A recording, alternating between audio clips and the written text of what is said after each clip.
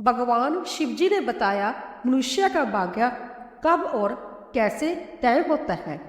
एक बार माता पार्वती ने भगवान भोलेनाथ से बड़े ही जिज्ञासु भाव से प्रश्न किया, प्रभु क्या मनुष्य का भाग्य पहले से ही तय होता है या उसे बाद में कर्मों द्वारा बदला भी जा सकता है। भगवान शिव मुस्कुराए और बोले, हे पार्वती, इस रहस्य को समझने के लिए मैं तुम्हें एक कथा सुनाता हूँ, उसे ध्यान से सुनो क्योंकि उत्तर उसमें ही छिपा है। आगे बढ़ने से पहले आपसे एक छोटा सा अनुरोध है, इस कथा को ध्यान से सुनिएगा, महसूस कीजिए और अगर आप सच्चे शिव भक्त हैं तो कमेंट में हर हर महादेव जरूर लिखिए, क्योंकि यह सिर्फ कथा नहीं है, यह काल कर्म और भाग्य का वह चक्कर है जिसमें हम सभी बंधे हुए हैं। भगवान शिव आगे कहते हैं, हे देवी पार्वती, मैं ही आदि हूँ और मैं ही अंत हूँ। मृत्यु भी मेरे बिना अधूरी है क्योंकि मैं ही उसका अधिपति हूँ। जीवन का अंतिम सत्य मृत्यु है और काल जिसे तुम समय कहते हो वह मेरी ही आज्ञा से हर प्राणी को ग्रस्त करता है। हे देवी, इस सृष्टि में कोई भी काल को नहीं हरा सका। मनुष्य कितना भी चालाक, बुद्धिमान या शक्तिशाली क्यों ना हो, जब उसका समय आता है तब वही होता है जो नीति ने पहले ही लिख दिया होता है। समय, स्थान और परिस्थिति यह तीनों मिलकर भाग्य को मूल रूप देते हैं और जो होना है वह होकर ही रहता है। आगे भगवान शिव कहते हैं, हे देवी पार्वती, एक बार की बात है, पृथ्वी लोक पर एक अत्यंत तेजस्वी और धर्मनिष्ठ राजा राज्य करते थे जिनका नाम था भागीरथ। वह न केवल पराक्रमी और न्यायप्रिय थे बल्कि विद्या, विनय और प्रजा पालन में भी अद्वितीय थे। उनकी प्रजा उन्हें अपने पिता के समान मानती थी और वह सभ्य प्रजा को संतान के समान स्नेह देते थे। राजा भागीरथ का एक विशेष नियम था कि प्रत्येक रात्रि वेश बदलकर नगर भ्रमण करते थे ताकि जनता के सुख दुख को नजदीक से समझ सके। एक ऐसी ही रात जब गगन में तारे मंद पड़ने लगे और अमृत बेला का स्पर्श वातावरण में घुलने लगा, राजा भ्रमण करते हुए नगर के अंतिम परिक्रमा मार्ग की ओर बढ़े। उसी मार्ग के किनारे पर एक घना जंगल आरंभ होता था। तभी उनकी दृष्टि एक नवयुवक लकड़हारे पर पड़ी जो कंधे पर कुल्हाड़ी लिए जंगल की ओर बढ़ रहा था। वह एक ऊंचे वृक्ष पर चढ़कर लकड़ी काटने लगा था कि तभी अचानक जंगल की निर्वता को चीरता हुआ एक विशाल और भयानक रिछ जानी बालू दौड़ता हुआ वहां आ पहुंचा। यह देखकर राजा एक पेड़ के पीछे चुपचाप छिप गए, लेकिन राजा ने देखा कि वो रिछ भी उसी वृक्ष पर चढ़ने लगा जिस पर वो नौजवान लकड़हारा लकड़ी काटने के लिए चढ़ा था। उस रिछ को पेड़ पर इतनी तेजी से चढ़ते हुए देखकर राजा आश्चर्यचकित रह गया। उन्होंने सोचा, यह कैसे संभव है, इतना भारी भरकम प्राणी वृक्ष पर कैसे चढ़ सकता है, क्योंकि सामान्य रिछ कभी वृक्ष पर नहीं चढ़ता, लेकिन यह तो किसी अद्भुत शक्ति से चढ़ रहा था। उधर जब उस नौजवान लकड़हारे ने रिछ को अपनी ओर तेजी से आता देखा तो डर के मारे उसके हाथ पांव फूल गए। ब्याज से कांपते हुए उसके हाथ से वृक्ष की टहनी छूट गई और वह धड़ाम से जमीन पर गिर पड़ा। जैसे ही वह गिरा उसी क्षण उसके प्राण पखेरु उड़ गए। अब जब वह भयानक रिछ पेड़ से नीचे उतरा तो अचानक वो देखते ही देखते एक सुंदर स्त्री का रूप धारण कर लिया और पास ही स्थित एक कुएं के पास जाकर बैठ गया, मानो वो किसी का इंतजार कर रही हो। राजा भागीरथ यह सब देखकर भीतर तक हिल गए थे। उन्हें अपनी आंखों पर विश्वास नहीं हो रहा था। उनकी सारी थकान, सारा आलस्य और नींद एक क्षण में उड़ गई, क्योंकि उन्होंने अपनी आंखों से देखा था कि कैसे वो भयानक प्राणी एक स्त्री में बदल गया। अब उनका मस्तिष्क नेक प्रश्नों से गिर चुका था। राजा ने ठान लिया कि मैं इसका पीछा करूंगा और जानूंगा कि यह रहस्य क्या है। वह दूर खड़े होकर उस स्त्री पर दृष्टि टिकाई देख रहे थे कि अब वह क्या करती है। थोड़ी ही देर बाद राजा के दो सिपाही जो रात्रि गश्त पर थे वहां से गुजर रहे थे। संजोग की बात यह थी कि वह दोनों सगे भाई थे। जब छोटे भाई की दृष्टि उस कुएं के पास बैठी स्त्री पर पड़ी तो उसे देखते ही वह उसके रूप पर मोहित हो गया। और वह बोला, भैया वो जो सुंदर कन्या वहाँ बैठी है ना, उसे देखते ही मेरे हृदय में प्रेम जाग उठा है। मेरा मन कहता है कि वही मेरी योग्य वधू है, मैं उसी से विवाह करना चाहता हूँ। बड़े भाई ने जब उसकी बात सुनी तो उसने भी कन्या की ओर देखा और वह भी उसी क्षण उसके सौंदर्य पर मोहित हो गया। बड़ा भाई भी बोला, अरे छोटे, बड़े भाई के होते हुए तू कैसे विवाह कर सकता है? मैं तुझसे बड़ा हूँ और मुझे भी उससे प्रेम हो गया है, इसीलिए विवाह तो मैं ही करूँगा। तब छोटा भाई बोला, भैया लेकिन पहले मैंने उसे देखा है, इसीलिए विवाह का अधिकार मेरा है। अब दोनों भाई आपस में विवाद करने लगे। तभी बड़े भाई ने समझदारी दिखाते हुए कहा, हम दोनों व्यर्थ झगड़ रहे हैं, क्यों ना हम इस लड़की से ही पूछ लें कि वो हम दोनों में से किसे पसंद करती है। वो जिससे विवाह करना चाहे हम दोनों उसे स्वीकार कर लेंगे। ऐसा विचार कर दोनों भाई उस सुंदर कन्या के पास पहुंचे।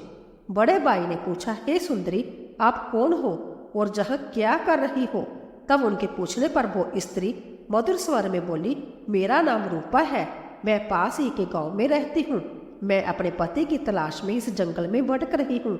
फिर छोटा भाई बोला, क्या हुआ, हमें बताओ, तुम्हारा पति कहाँ है? हम दोनों मिलकर उसको खोजने में तुम्हारी मदद करेंगे। तब रूपा ने हल्की सी मुस्कान के साथ शर्माते हुए कहा, अरे नहीं, अभी तो मैं कुंवारी हूँ। मैं एक योग्य वर की तलाश में निकली हूँ और इस संसार में मेरा कोई नहीं।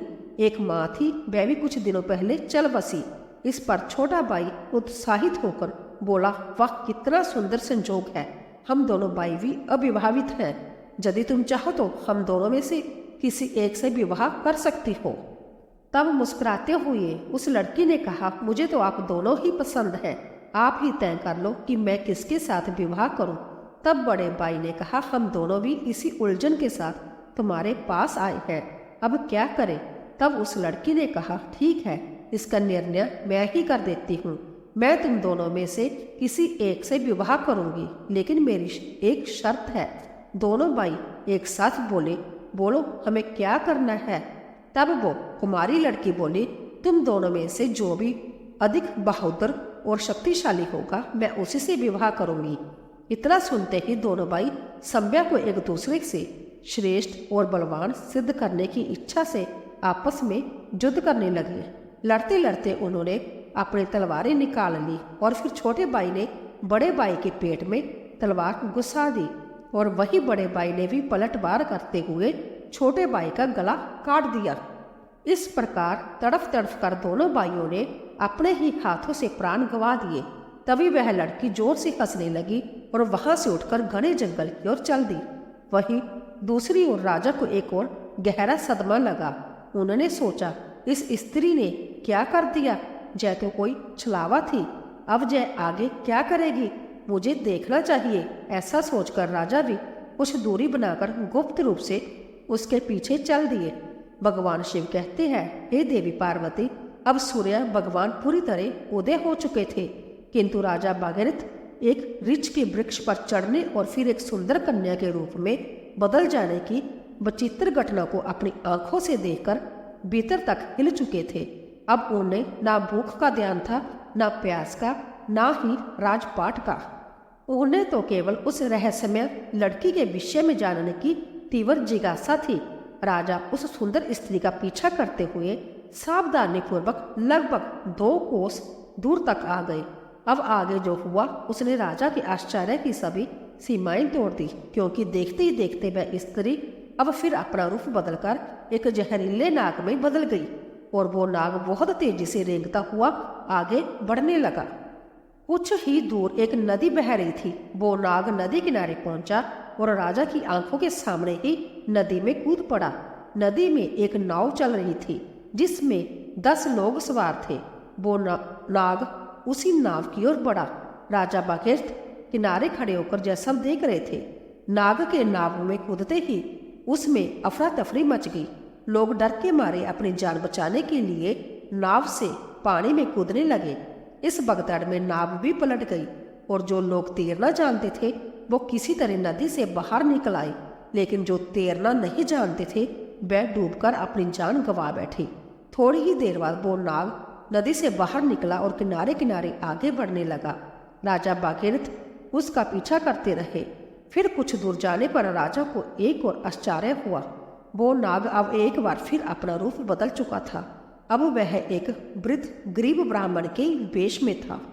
राजा ने सोचा इस रहस्यमय प्राणी के विषय में जानकारी लेने का यही उचित समय है, क्योंकि इस समय वह एक वृद्ध ब्राह्मण के रूप में था। इसीलिए राजा ने सोचा अब मुझे इससे कोई खतरा नहीं होगा, मैं इसके पास आसानी से पहुंच सकता हूँ। यही सोचकर राजा शीघ्रता से उस रहस्यमय ब्राह्मण की ओर बढ़ने लगे। राजा तो उसके छलावे और रहस्यमय चालों का पहले से ही पीछा कर रहे थे। अब वह तेज कदमों से चलते हुए उस ब्राह्मण के पास पहुंचे। उन्होंने हाथ जोड़कर विनम्रता से उस ब्राह्मण को प्रणाम किया। उस वृद्ध ब्राह्मण ने भी हाथ उठाकर अभिवादन स्वीकार किया और उन्हें आशीर्वाद दिया। तब राजा ने समीप जाकर पूछा, हे ब्राह्मण देव, आप कौन हैं? तब उस ब्राह्मण ने बड़े आश्चर्य के साथ उत्तर दिया, क्या तुम्हें दिखाई नहीं देता? मैं एक ब्राह्मण हूँ और साथ ही एक वैद्य भी। अभी मुझे बहुत शीघ्रता से राजमहल पहुंचना है, क्योंकि वहां के राजा संकट में हैं और उन्हें एक कुशल वैद्य की आवश्यकता है।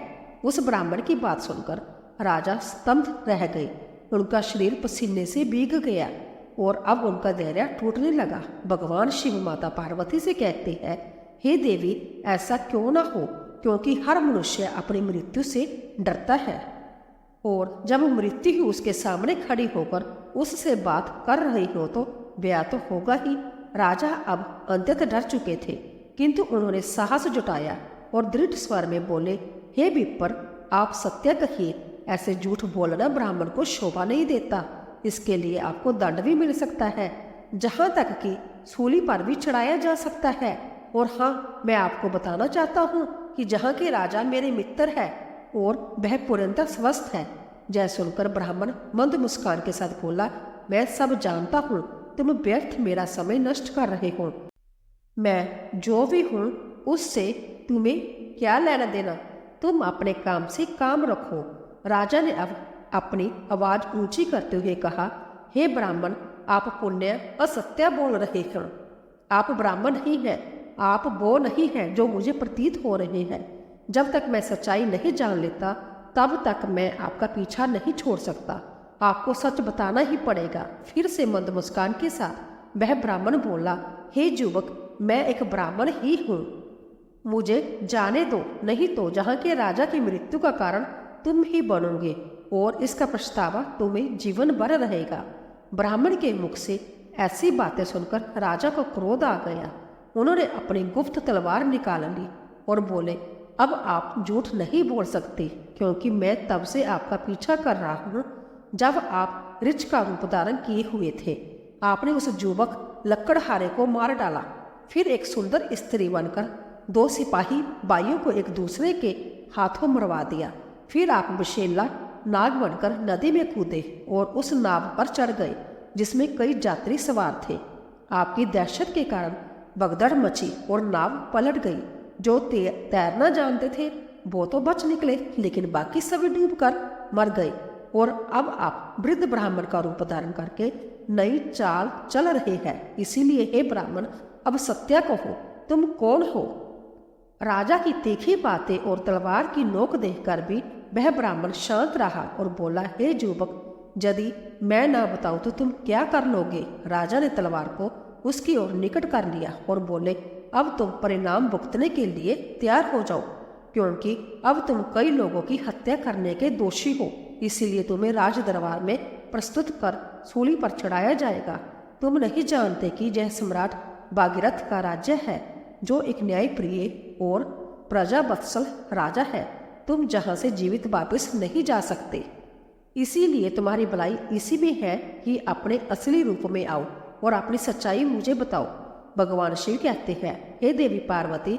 राजा की ऐसी बातों को सुनकर वो वृद्ध ब्राह्मण जोर जोर से ठाके लगाकर हंसने लगा और बोला, हे राजन, मैं जानता हूँ कि यह नगरी सम्राट भागीरथ की है, जो एक महान प्रतापी और धर्मनिष्ठ राजा है। और मैं ये भी जानता हूँ कि वह तुम ही हो, विश्व विख्यात सम्राट भागीरथ। किंतु अब तुम भी एक बात जान लो, तुम मुझे नहीं मार सकते, बल्कि एक दिन ऐसा आएगा जब मैं ही तुम्हें मरने के लिए विवश कर दूंगा। अब तो राजा के होश ही उड़ गए। ब्राह्मण की इस प्रकार की बात सुनकर राजा भागीरथ के हाथ से तलवार छूटकर नीचे गिर गई। वह हाथ जोड़कर चुप हो गए और मन ही मन सोचने लगे, जिसने इस रूप में भी मुझे पहचान लिया वो कोई साधारण मानव तो हो ही नहीं सकता। तभी राजा ने विनम्र होकर बोले, हे ब्राह्मण, अब जब आपने मुझे पहचान ही लिया है तो कृपा करके यह भी बताइए कि आप वास्तव में कौन हैं। तब वो ब्राह्मण बोला कि हे राजन, किसी ने सत्य ही कहा है कि संसार में 4 हट सबसे बलवान होते हैं, राजहट, बालहट, स्त्री हट और जोगा हट। तुम राजा हो, इसीलिए राजहट पर अड़े हो। अब तुम बिना मेरी सच्चाई जाने रह ही नहीं सकते।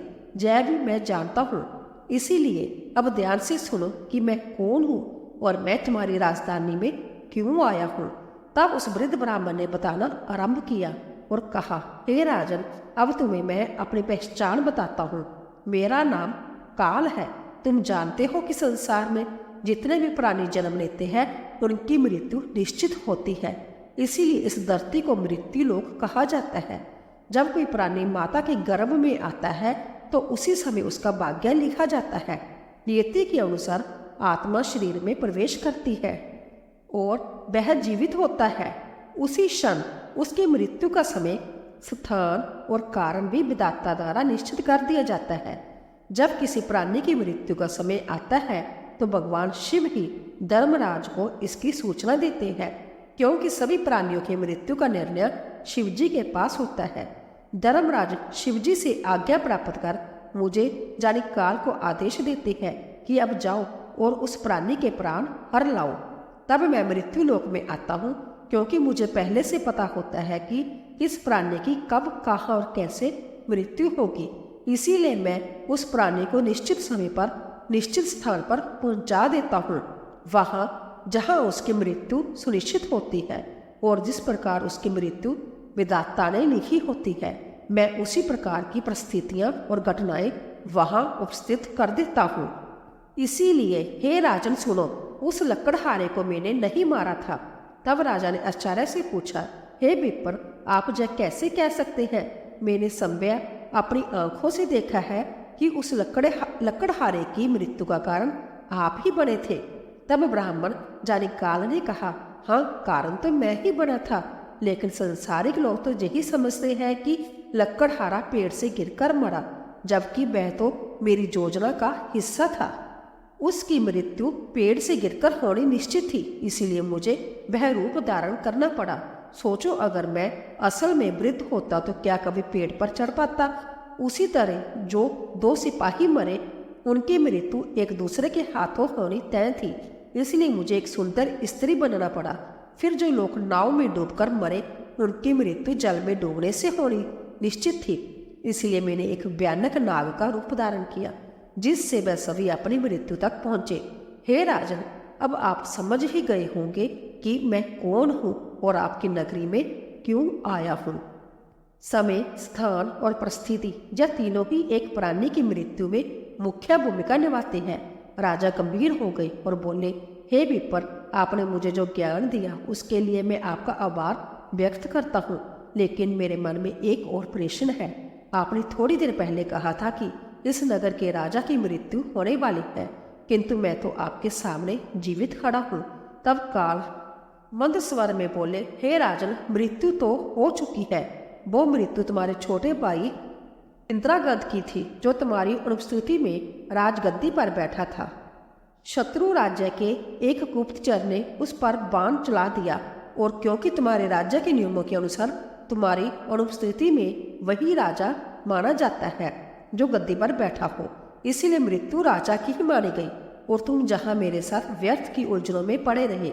भगवान शिव कहते हैं, हे देवी पार्वती, जब राजा भागीरथ को यह ज्ञात हुआ तो वह बहुत दुखी हुए और सोचने लगे, मैंने ये क्या कर दिया। तब ब्राह्मण रूपी काल ने कहा, हे राजन, यह सब तो पूर्व निर्धारित था। तुम तो केवल इस नाटक के एक पात्र हो। जो होना होता है वह होकर ही रहता है। अब शोक करने से कुछ नहीं बदलेगा। तुम्हारी आयु अभी शेष है। अब तुम लौट जाओ और अपना राज्य संभालो। तब राजा बोले, हे जमदूत, मुझे क्षमा करे। क्योंकि मैं आपको पहचान नहीं सका। लेकिन अब मैं एक अंतिम प्रश्न पूछना चाहता हूँ, क्या आप मेरी मृत्यु के विषय में बता सकते हैं? तब ब्राह्मण मुस्कुराते हुए बोले, पूछो राजा, मैं तुम्हारी शंका दूर कर दूंगा। तब राजा बोले, क्या आप मुझे यह बता सकते हैं कि मेरी मृत्यु कब होगी? तब जमदूत ने कहा, नहीं, एक सामान्य व्यक्ति के लिए यह बात जब तक गुप्त रहती है तभी तक वह इस संसार में विलीन होकर जी सकता है, अन्यथा वह मृत्यु से पहले ही पल पल तड़फ तड़फ कर मरता है। क्योंकि चिंता और चेता में कोई अंतर नहीं है। चेता तो केवल एक ही बार शव को भस्म करती है, किंतु चिंता हर पल मन और शरीर को जलाती है।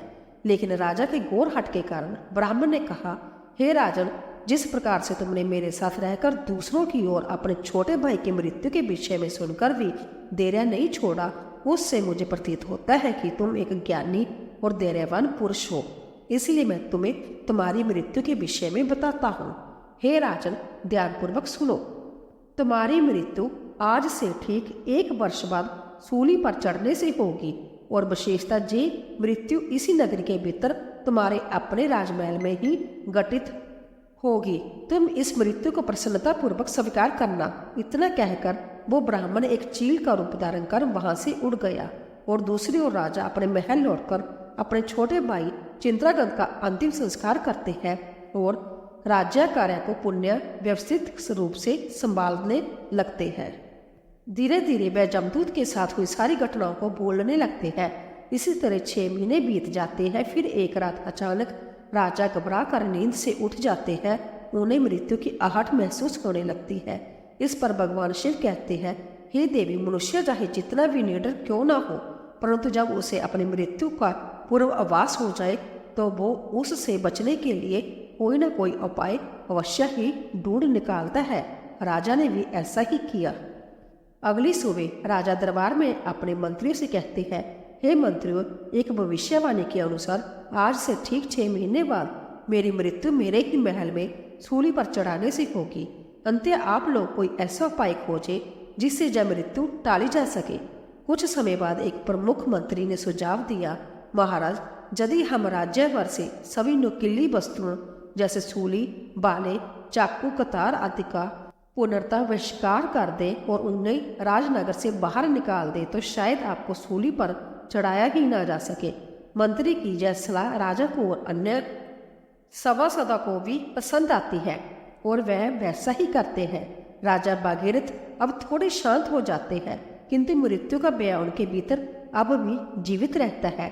इस भय के कारण अब उन्हें नींद नहीं आती और वह मन को बहलाने के लिए नए नए शौक अपनाने लगते हैं। इसी तरह दिन बीतते हैं और वह दिन भी आ जाता है जिसके अगले दिन भविष्यवाणी के अनुसार राजा की मृत्यु होनी थी। अब राजा और भी अधिक व्याकुल हो जाते हैं। उन्हें समझ नहीं आता कि क्या करें। वह सोचते हैं, क्यों न आज की रात राजमहल से बाहर ही रहा जाए। हो सकता है यदि मैं महल में ना रहूं तो भविष्यवाणी झूठी साबित हो जाए। यह सोचकर वह मध्य रात्रि में एक गरीब भिखारी का वेश धारण कर चुपचाप महल से निकल पड़ते हैं और नगर की गलियों में घूमने लगते हैं। अब कई दिनों की नींद ना लेने के कारण वह थक जाते हैं। तभी वह एक घर में चुपचाप घुस जाते हैं। वो घर एक दर्जी का था जो राजा और रानी के विशेष वस्त्र सिलने का कार्य करता था। राजा उस घर में चुपचाप एक कोने में जाकर सो गए। अब रात्रि का अंतिम प्रहर बीत रहा था। राजमहल में किसी को यह ज्ञात नहीं था कि राजा कहाँ है, क्योंकि कई दिनों से वह अपने कक्ष से बाहर नहीं निकले थे। सब यही समझ रहे थे कि महाराज अभी भी अपने कक्ष में ही विश्राम कर रहे हैं। उधर उस दर्जी के घर में कुछ चोर आते हैं और राजा रानी के लिए सिल रहे बहुमूल्य राजसी वस्त्र चुराकर भाग जाते हैं। जब अगली सुबह दर्जी को यह घटना पता चलती है तो वह घर के एक कोने में सो रहे उस व्यक्ति को, जो कि राजा थे किंतु भिखारी के वेश में थे, इसीलिए दर्जी राजा को चोर समझ बैठता है। बिना पहचाने वह राजा को बांधकर सीधे राज दरबार में ले जाता है। अब राजमहल में राजा भागीरथ का पुत्र, जो अब युवा अवस्था में था, पिता की अनुपस्थिति में राज्य गद्दी पर बैठा था। उसने बिना जांच पड़ताल किए उस भिखारी को चोर मानकर सिपाहियों को आदेश दिया कि इसे सूली पर चढ़ा दो। यह सुनकर राजा चौंक कर उठ बैठते हैं। चारों ओर का वातावरण देखकर उन्हें समझ आ जाता है कि वह समय ही अपने पुत्र के द्वारा दिए गए मृत्यु के आदेश में फंस चुके हैं। यह वह दिन था जिसकी भविष्यवाणी 1 वर्ष पहले ब्राह्मण ने की थी। राजा ने तुरंत दरबार में अपने मंत्री को सारा वृत्तांत बताया और कहा, हे मंत्रीगण, हम एक धर्म संकट में हैं। ना तो मैं अपने पुत्र के आदेश का अपमान करना चाहता हूँ और ना ही मृत्यु का वरण करना चाहता हूँ। अब आप ही कोई उपाय बताइए। तब महामंत्री ने उस दर्जी को बुलाया और सभा को संबोधित करते हुए कहा, राजन, आपके आदेश की मर्यादा बनी रहे और महाराज के प्राण भी सुरक्षित रहे, इसके लिए हम इन्हें सूली के स्थान पर एक सुई की नोक पर बिठा देते हैं। इससे आदेश की पूर्ति भी होगी और किसी की मृत्यु भी नहीं होगी। यह बात सभी को उचित लगी। समय के अनुसार राजा को सुई की नोक पर बिठाया गया, परंतु होने को कुछ और ही मंजूर था। जैसे ही राजा सुई की नोक पर बैठे, वह सुई उनकी पीठ में चुभ गई। रक्त बहने लगा और वैद्य बुलाए गए, पर तब तक बहुत देर हो चुकी थी। धीरे धीरे राजा का शरीर शिथिल हो गया और वह वहीं तड़पते हुए अपने प्राण त्याग देते हैं। दोस्तों, भगवान शिव माता पार्वती से कहते हैं, देवी मनुष्य अपने भाग्य को चाहे जितना भी बदलने का प्रयास करे, किंतु जो विधाता ने पूर्व निर्धारित कर दिया है वह होकर ही रहता है। यही कारण है कि ईश्वर ने मनुष्य को भविष्य जानने का सामर्थ्य नहीं दिया, ताकि वह चिंता में न पड़कर वर्तमान को पूर्ण रूप से जी सके। अतः प्रत्येक जीव को अपने कर्म पथ पर अडिग रहना चाहिए, धर्म के नियमों का पालन करना चाहिए और हर क्षण को ईश्वर को समर्पित करके सत्य और श्रद्धा के साथ जीना चाहिए। यही मानव जीवन का सार है। तो मित्रों, यही थी सम्राट भागीरथ की वह चमत्कारिक और रहस्य से परिपूर्ण कथा, जो हमें यह अमूल्य संदेश देती है कि कोई भी प्रयास, कोई भी उपाय भाग्य को टाल नहीं सकता, क्योंकि जब काल आता है तो वह हर द्वार खोलकर भीतर प्रवेश करता है। अगर आपको यह कथा ज्ञानवर्धक और प्रेरणादायक लगी हो तो कृपया इस वीडियो को लाइक करें। अगर आप हमारे चैनल पर पहली बार आए हैं तो कृपया सब्सक्राइब जरूर करें, ताकि ऐसे ही दिव्य, रहस्यमय और प्रेरणादायक कथाएं आप तक लगातार पहुंचती रहे। फिर मिलेंगे एक नई कथा या कहानी के साथ। तब तक के लिए जय श्री कृष्ण, राधे राधे।